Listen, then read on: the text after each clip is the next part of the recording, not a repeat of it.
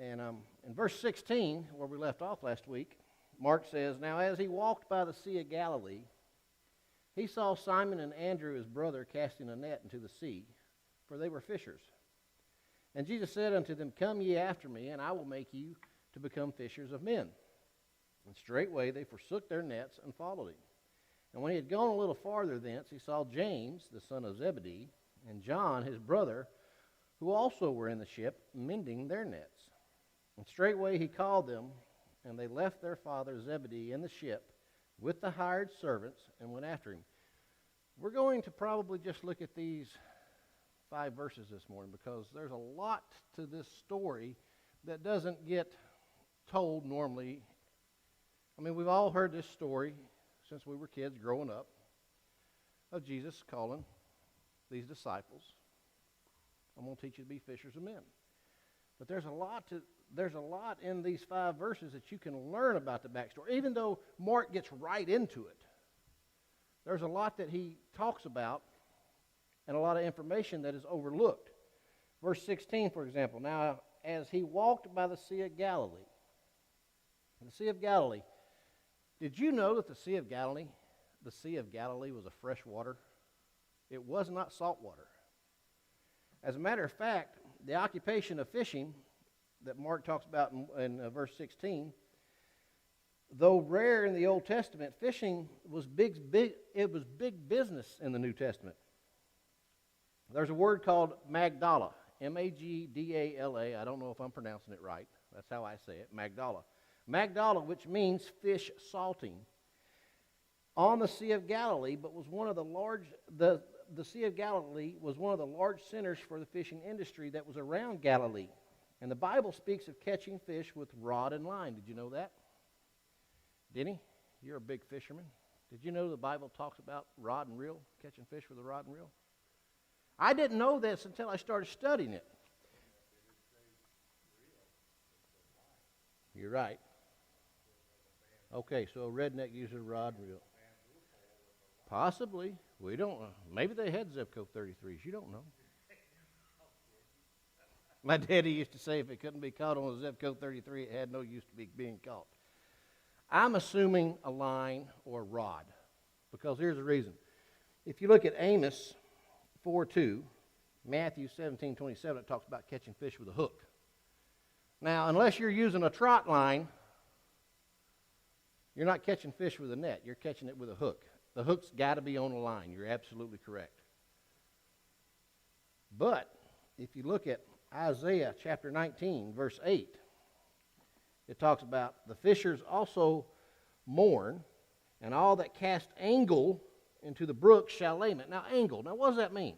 That tells me it's not a trot line with a hook on it. They're casting it. Whether it be a cane pole with a line tied to it or whatever, they're casting it. They're angling. It says it. Cast angle into the brook shall lament, and they that spread nets upon the waters shall languish. Let's talk about 2 different types of fishing right there. You ever seen anybody cast a net and fish? I'm not very good at it.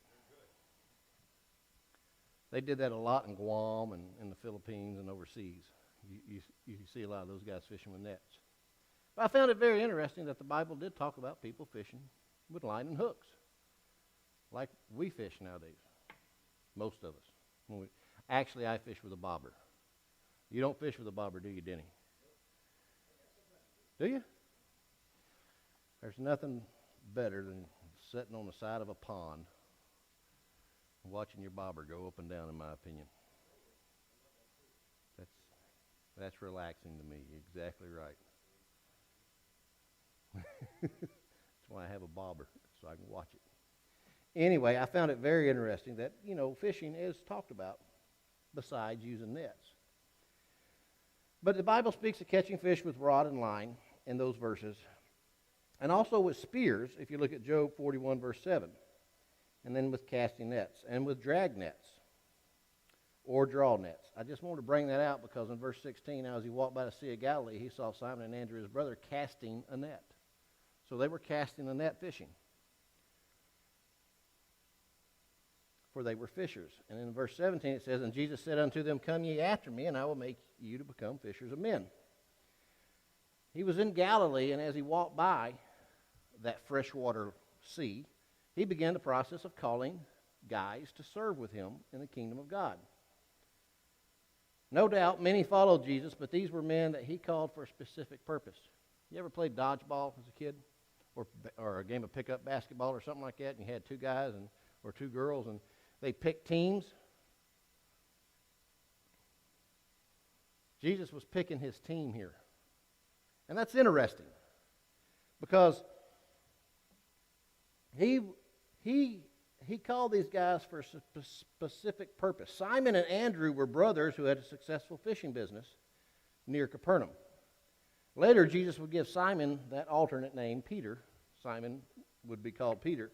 But when Jesus met them, they were casting their nets into the sea, actually fishing. Now, if you read that, you think Jesus just walked by and he saw these four guys and he said, "Hey, come with me and I'll make you fishers of men." These guys just said, "Okay, whatever.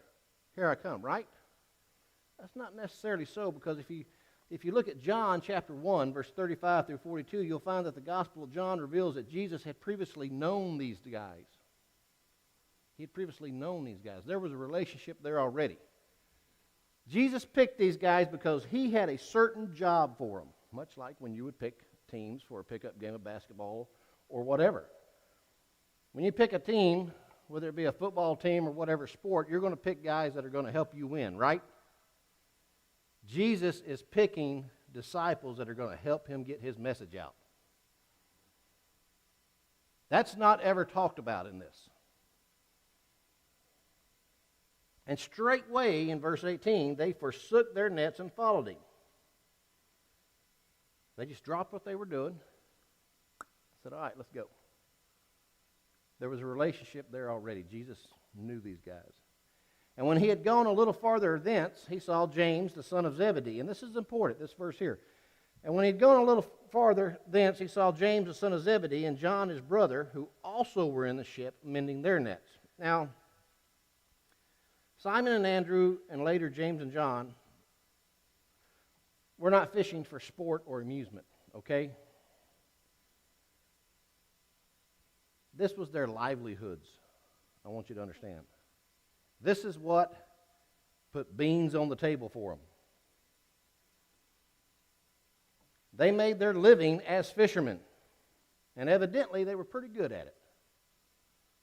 Jesus' call was a challenge for these men to become fishers of men. And it suggests that Jesus was calling these men to surrender to a new kind of life, directed and shaped by Jesus himself. Remember, there was a relationship there. If you look at John, you can see that he knew these fellas. I don't know why Andrew and Simon became fishermen. The Bible doesn't tell us why they became fishermen. But James and John was in a family business, if you look at verse 19. And when he had gone a little farther thence, he saw James, the son of Zebedee, and John, his brother, who were also in the ship, mending their nets. Verse 20, and straightway he called them, and it says, Mark points out, he says, they left their father Zebedee in the ship with the hired servants and went after him. So that tells me it was their daddy's business. There was other people working for their daddy, because these guys left their father's business to follow Jesus. It doesn't say anything about Andrew and Simon, why they became fishermen, but James and John was in a family business. Their father Zebedee was a fisherman. And it may be that Simon and Andrew had just come into the business some other way. I don't know. But the important thing is that Jesus was calling them so that the plan of God for these guys could be worked out in their lives. God did not intend for Simon, Andrew, James, and John to catch fish in the Sea of Galilee. They were to be fishers of men. It means that they were to use the wonderful, life-changing message of the gospel to catch men. When you go fishing for catfish, what kind of bait do you use, Denny? The stinkiest you can find. When I was a little kid, we used to take shoelaces, and we'd cut shoelaces up. and we'd soak them in chicken blood or chicken livers. I'm telling you, I can catch a catfish on a shoestring.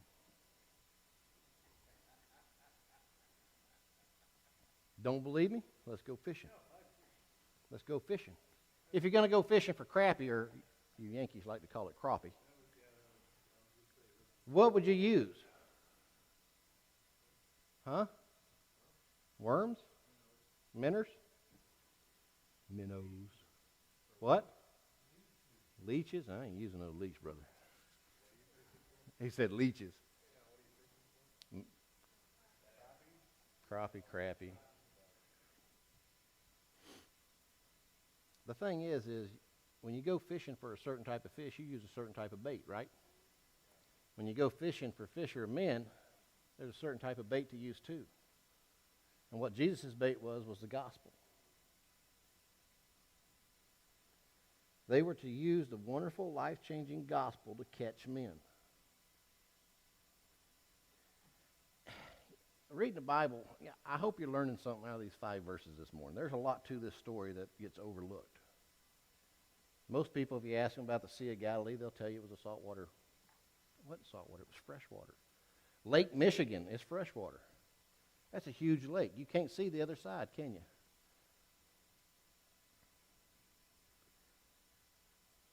The gospel had already caught all 4 of these men. There was a relationship with Jesus and these guys before this encounter happened. This was not a call to salvation. Folks, it was a call to service. That doesn't get pointed out very often. It was a call to service. A lot of times, teaching this to kids, we teach that, Jesus walked by, called these guys, and I grew up understanding those guys got saved and just started following Jesus. That's not what happened here. These guys already knew Jesus. They were coming to serve. They were answering a call to serve. In both cases, we find the words that Mark used, straightway and immediately. Right then. As soon as these men heard the call of Jesus, they responded and followed him. Simon and Andrew left their nets and just quit fishing. They were actively fishing, if you remember what the verse says. As he walked by the Sea of Galilee, he saw Simon and Andrew, his brother, casting a net. They were actually fishing. They were in the process of fishing, trying to catch fish when Jesus called them. And they dropped their nets and just started following him. I don't know if they picked their nets up before, it'd be kind of mean if they had fish caught in the net and just left it, right? I don't know. They immediately quit fishing and started following Jesus. Immediately. Simon and Andrew left their nets and just quit fishing. James and John left off the mending of their nets, and all 4 of them followed Jesus. James and John was in their daddy's boat mending the nets. Zebedee, their father, had hired servants. They weren't actively fishing. They were taking care of their equipment. Now think about these 2 guys working for their daddy. Got other workers there around them. I don't know if they're fixing their nets or straightening their nets. They're mending them. They're doing something to them. Daddy's there. Hired servants are there. Jesus says, hey, come follow me. I'm going to make y'all fishers of men. And they stop what they're doing and they just walk away. And then say, hey, Dad, we'll see you after we get through talking to Jesus. No, they left right away. Straightforward. Immediately. And folks, that's the best time to follow the Lord. That's the best time. There's never a benefit to delaying our service to Him. I hate to say it, what I'm about to say, but I'm going to say it anyway so that you understand. I was brought up in church my whole life. Every day. I was 18, 19 years old, senior in high school, dating a preacher's daughter. Went off to seminary. She broke up with me, and I delayed my service. I went in the United States Navy for 10 and a half years.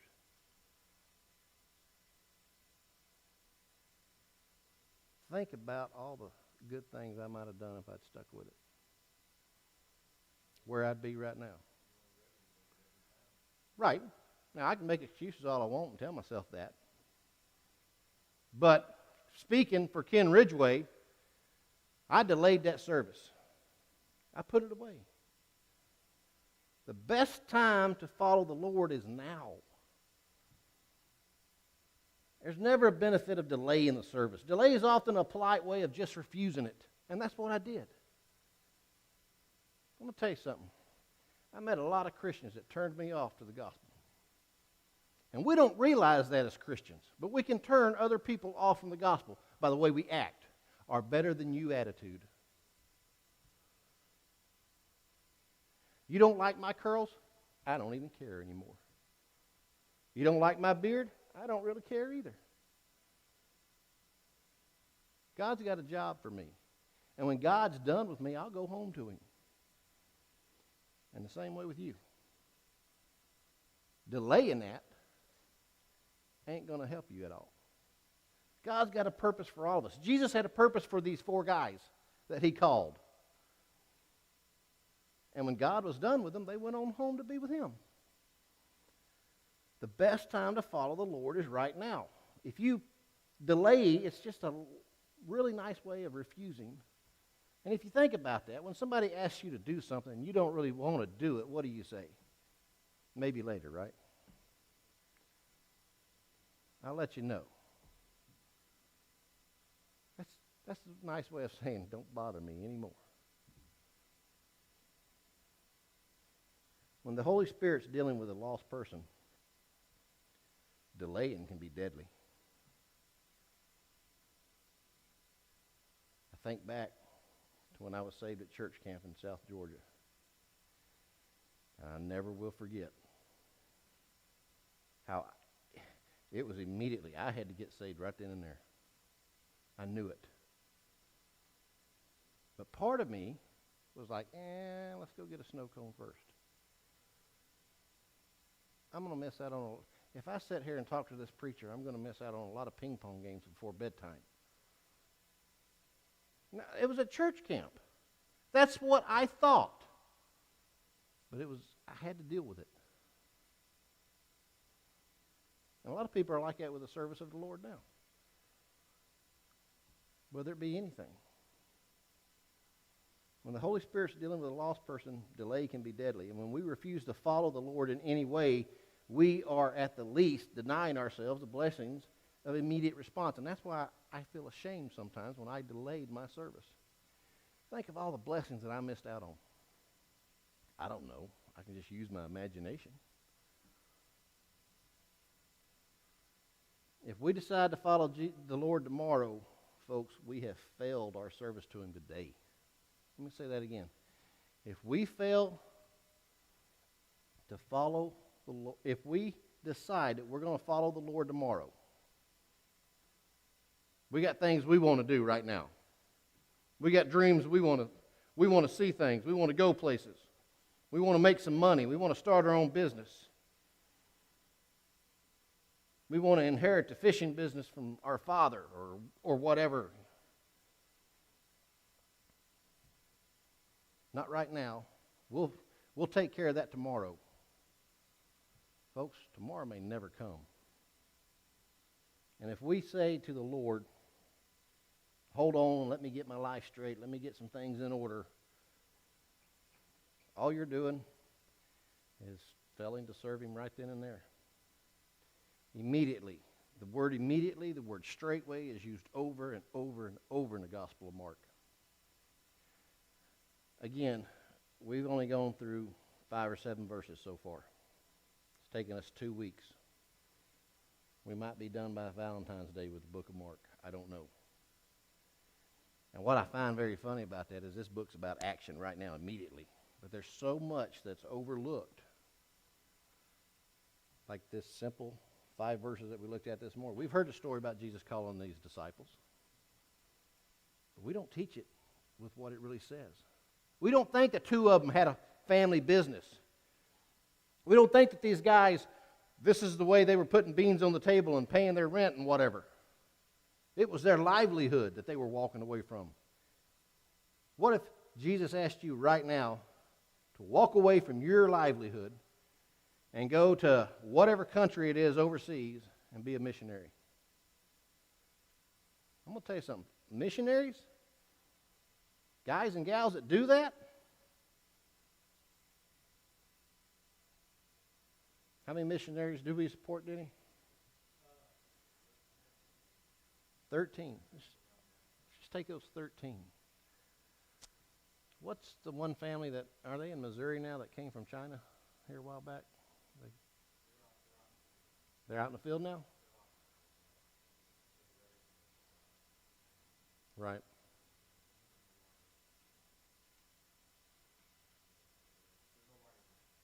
Right. But I mean, I think of that story.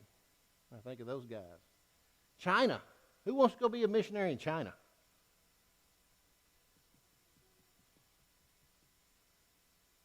The Lord's asking you to, and you say, let me get some things figured out first.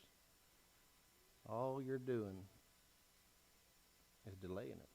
You're delaying. You may be passing up a lot of blessings. God's calling you to do something. You need to act on it.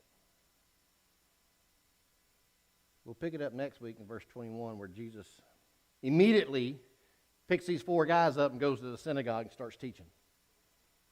Lord, thank you for the day. Thank you for your many blessings. I just pray and ask, dear Father, that we don't pass up an opportunity to serve you when it comes by us, Lord, and when we feel you tugging at our hearts. I ask, pray, Lord, to be with the rest of the service. Please forgive me my sins and where I failed you.